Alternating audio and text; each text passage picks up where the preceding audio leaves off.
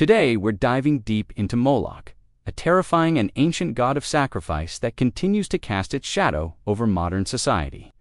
If you're new here, hit that subscribe button to join our exploration of humanity's darkest mysteries. Most people know Moloch from movies like Metropolis or modern conspiracy theories about global elites. But this dark god's story goes back thousands of years and is far more sinister than most people realize. We're talking about a deity so evil that the Bible mentions him over a dozen times, always with warnings that worshiping him means death. This isn't some forgotten myth. Archaeological digs across the Mediterranean have uncovered thousands of tiny skeletons, the remains of children who were burned alive in ceremonies that went on for centuries. Before we continue, let me know in the comments, where in the world are you watching this from? I'm always curious about our global community uncovering these ancient secrets together. What makes Moloch truly terrifying isn't just the child sacrifice. It's how he convinced entire civilizations that killing their own babies was not only acceptable, but absolutely necessary for survival. The Bible calls him the king of child sacrifice. And recent discoveries show his followers didn't just kill a few children here and there. They built massive bronze statues with furnaces inside, designed specifically to burn hundreds of babies at once during religious festivals. But here's what should really keep you awake at night. Some researchers believe Moloch never really disappeared. They point to secret societies, government rituals, and corporate practices that seem to follow the same pattern, demanding the sacrifice of the innocent for the supposed greater good. Modern investigators have found disturbing connections between ancient Moloch worship and contemporary institutions that most people trust completely. So what made Moloch so powerful that loving parents would willingly throw their children into flames? What psychological tricks did his priests use to override the most basic human instinct, protecting your own child? And why do some of the world's most powerful people allegedly still gather in places like Bohemian Grove to perform ceremonies? In front of a giant owl statue they call Moloch, we're about to uncover the dark truth behind the child devourer that refuses to stay buried. And by the end of this video, you'll never look at certain modern institutions the same way again. To understand just how terrifying Moloch really was, we need to go back to the ancient Middle East around 3,000 years ago, where this god first emerged from humanity's darkest impulses. Moloch shows up repeatedly in the Old Testament, with the first mention appearing in Leviticus chapter 18, where God warns the Israelites about the abominations practiced by the Canaanites they're about to displace. But it's in Leviticus 22:2 where things get really serious. God specifically commands that anyone who sacrifices their child to Moloch must be stoned to death by the entire community. This wasn't just any ordinary false god. The Israelites were warned about this was something so evil that it demanded the ultimate punishment. The name Moloch itself comes from the Hebrew word Melech, meaning king, but twisted with the vowels from Beshet, meaning shame. So literally, his name means shameful king, or king of shame. Ancient Hebrew scholars deliberately corrupted his name to show their disgust, but the original Canaanite pronunciation was probably closer to Moloch or Molech. Archaeological evidence shows that Moloch worship was practiced mainly among the Canaanites and later spread to their descendants. The Phoenicians, who carried these practices across the Mediterranean to places like Carthage, Sicily, and Sardinia. In the Canaanite pantheon, Moloch held the title of Baal Moloch, which literally means Lord King, positioning him as one of the supreme deities alongside El and Baal-Hadad. But unlike other gods who demanded typical offerings like grain, wine, or cattle, Moloch had one specific requirement that set him apart: the sacrifice of children. And not just any children, but specifically the firstborn sons of the wealthiest and most powerful families. The logic was twisted, but consistent. If you wanted the god's favor, you had to prove your devotion by giving up what you valued most. Ancient texts describe how Moloch's priests, known as the Kohanim Molech, maintained a complex hierarchy with different ranks responsible for different aspects of the sacrificial process. At the top were the high priests, who actually placed children into the fires, followed by the drummers, whose job was to beat their instruments so loudly that no one could hear the screams. Then the chanters, who led the crowd in religious songs. And finally, the collectors who gathered the ashes afterward for sacred burial in special containers called urns. The historical record shows that Moloch worship reached its peak during times of crisis. When cities faced siege, when plague struck, when crops failed, that's when the call would go out for the ultimate sacrifice. The priests taught that regular offerings weren't enough. During emergencies, only the sacrifice of children could convince Moloch to intervene on behalf of his people. Roman historians like Diodorus Siculus recorded that during particularly desperate times, hundreds of children would be sacrificed in a single ceremony, with wealthy families competing to show their devotion by offering multiple children. What makes this historically fascinating and terrifying is how sophisticated these civilizations were in every other aspect of life.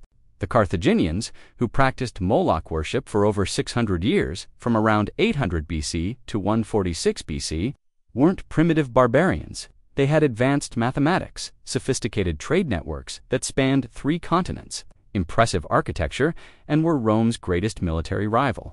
Hannibal, one of history's greatest generals, came from a culture that regularly burned babies alive. Their capital city of Carthage had libraries, universities, and technological innovations that wouldn't be matched for centuries, yet they also had neighborhoods dedicated entirely to child sacrifice. The Roman historian Plutarch, who lived from 46 to 119 AD, personally witnessed Carthaginian sacrifice ceremonies and wrote detailed accounts that still survive today. He described how parents would stand perfectly motionless while their children burned because any display of grief or emotion would supposedly ruin the sacrifice and anger Moloch. He noted that wealthy families would dress their children in expensive clothes and jewelry before the ceremony, treating it like a celebration. Rather than a funeral, the children were often drugged with wine mixed with opium to make them compliant, and sometimes their throats were cut before being placed in the fire.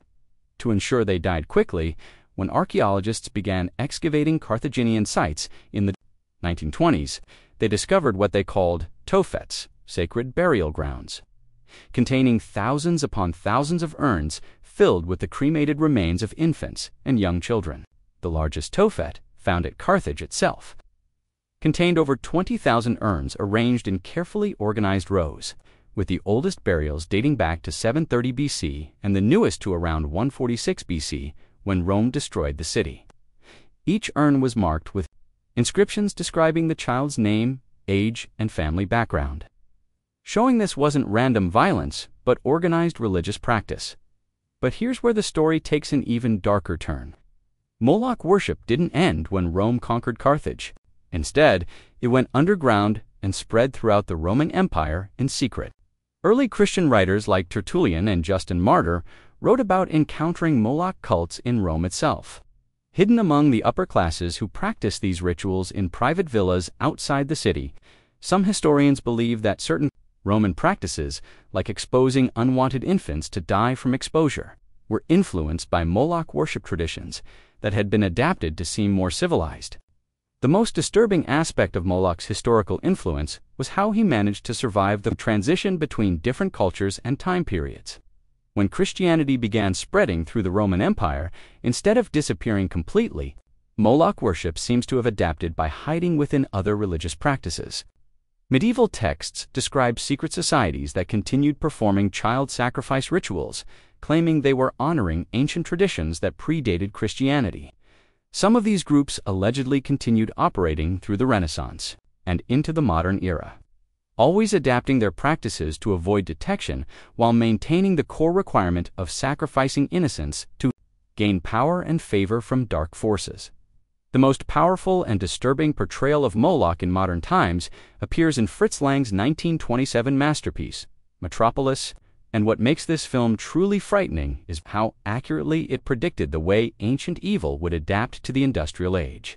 Lang didn't just reference Moloch casually, he made the connection explicit when the massive industrial machine literally transforms into the ancient god, complete with gaping-mouthed devouring workers who are fed into it like sacrificial offerings.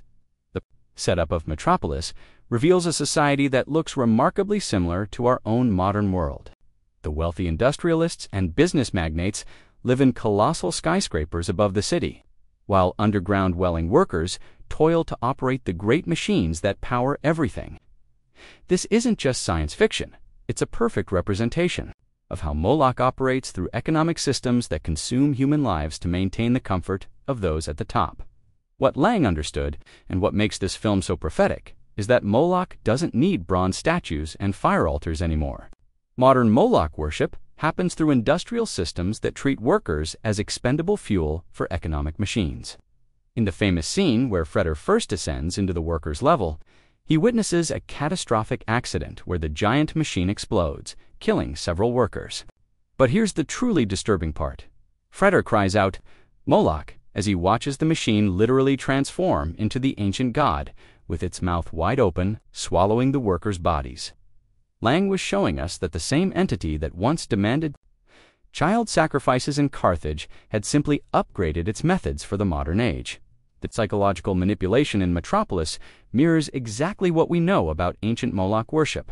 Just like the Carthaginian priests convinced parents that sacrificing their children was necessary for survival, the industrial leaders in Metropolis have convinced the workers that sacrificing their lives to the machines is not only necessary, but honorable. The workers march to their deaths in perfectly synchronized formations, just like ancient sacrificial processions, believing they're serving the greater good. But Lang's genius goes deeper than just showing us modern Moloch worship. He reveals the deception that makes it possible. The character of Maria represents the true spirit of compassion and human connection, but she's replaced by a mechanical double created by the industrialists. This fake Maria spreads chaos and violence, convincing the workers to destroy their own city and put their children in danger. This is classic Moloch strategy.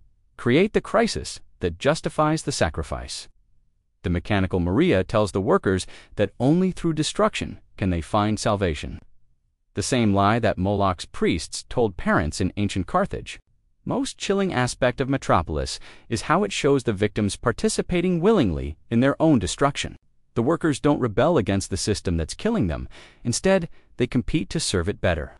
This reflects historical accounts of Carthaginian families competing to offer more children to Moloch during religious festivals. Lang understood that the most effective form of evil doesn't force people to participate. It convinces them that participation is virtuous. The film's portrayal of the machine as Moloch isn't just symbolic, it's showing us exactly how ancient patterns of sacrifice continue in modern forms. The scene where workers surge back and forth at the machine controls is described as very much like a staged musical and a sort of modernist dance. This choreographed movement mirrors the ritualistic aspects of ancient Moloch ceremonies, where every gesture had religious significance, and participants moved in synchronized patterns designed to build group psychology that would override individual moral resistance. What makes Metropolis truly prophetic is how it predicted the way modern institutions would use the same psychological techniques as ancient Moloch priests. The film shows how industrial leaders create artificial crises, provide false solutions, and convince people that sacrificing the innocent is not only necessary but morally superior. When the workers flood their own city, destroying the homes where their children live, they believe they're fighting for justice.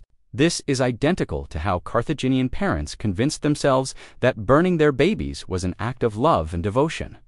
The connection between Metropolis and modern conspiracy theories about Moloch worship becomes clear when you understand what Lang was really showing us. He wasn't making science fiction, he was revealing how ancient evil adapts to new technologies and social structures. The wealthy elites in their towers disconnected from the human cost of their lifestyle, making decisions that consume the lives of workers and their children. This isn't fiction. It's documentation of how Moloch operates through economic and political systems. When we look beyond the literal horror of child sacrifice, Moloch represents something far more dangerous and universal, the system that consumes its own future for immediate power and comfort. He's not just an ancient god, he's the embodiment of every institution that asks us to sacrifice what we love most for the supposed greater good. Moloch symbolizes the ultimate corruption of the protective instinct. Every parent naturally wants to shield their children from harm, but Moloch's power lies in his ability to convince parents that harming their children is actually the highest form of protection. This psychological reversal is what makes him so terrifying. He doesn't just demand evil, he makes evil seem virtuous. Ancient Carthaginian parents genuinely believed they were saving their children by offering them to Moloch, just like modern parents who send their kids to wars they don't understand, believing they're protecting freedom and democracy. The deeper meaning of Moloch. Worship is about the sacrifice of the future for the present, the innocent for the guilty, the powerless for the powerful. He represents every economic system that treats children as resources to be consumed, every political system that sends young people to die for the comfort of old people, every social system that prioritizes immediate gratification over long-term survival. Moloch is the god of unsustainable systems that cannibalize their own foundation to maintain temporary stability. What makes Moloch psychologically brilliant is how he operates through collective action that diffuses individual responsibility. In ancient Carthage, no single person killed the children. The whole community participated in ceremonies that made everyone complicit. The parents brought the children, the priests conducted the ritual, the drummers masked the screams, the crowd chanted prayers, and the officials collected the ashes. Everyone had a role, so no one felt fully responsible. This is exactly how modern Moloch worship operates through bureaucratic systems, where harmful policies get implemented through collective action that makes individual accountability impossible. The philosophical danger Moloch represents is the temptation to solve problems through sacrifice rather than through change. When ancient cities faced crisis, instead of examining what was causing their problems and fixing the underlying issues, they would sacrifice children to Moloch and hope the crisis would pass. This is identical to how modern societies respond to economic, environmental, and social problems. Instead of addressing root causes, we sacrifice the future through debt, environmental destruction, and social policies that hurt children to benefit adults. Moloch also represents the corruption of religious and moral authority. His priests weren't obviously evil people. They were respected community leaders who genuinely believed they were serving a higher purpose. They used religious language, moral arguments, and community pressure to convince people that the unthinkable was not only acceptable, but necessary. This mirrors how modern institutions use similar techniques, appealing to patriotism, economic necessity, scientific authority, or social justice to justify policies that harm the innocent. The ultimate horror of Moloch is that he makes his servants believe they're heroes. Ancient parents who offered their children to Moloch saw themselves as making the ultimate sacrifice for their community. Modern politicians who create policies that harm future generations see themselves as making tough but necessary decisions. Corporate leaders who prioritize profits over environmental protection see themselves as providing jobs and economic growth. Military leaders who send young soldiers into unnecessary conflicts see themselves as defending freedom.